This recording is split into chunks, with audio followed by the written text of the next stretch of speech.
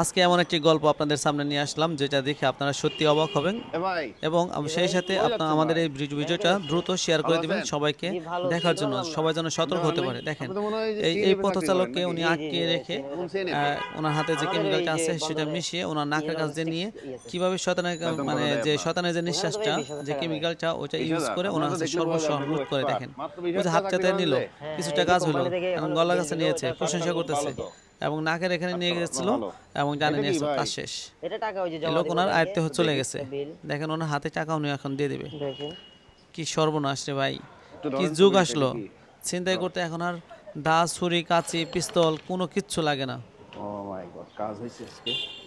সর্বনাশ হয়ে তো গেছে। মোবাইল ছিল না আপনার কাছে? মোবাইল কই? মোবাইল তাই বলি, রাস্তাঘাটে অচেনা মানুষের সাথে কথা না বলাই iPhone ভালো। নাকি এটা? যত আর দ্রুত কিছু সম্ভব আছে? কাজ শেষ মানে করে হচ্ছে বাসায় কিছু ফিরে নাই? চলে যাবেন।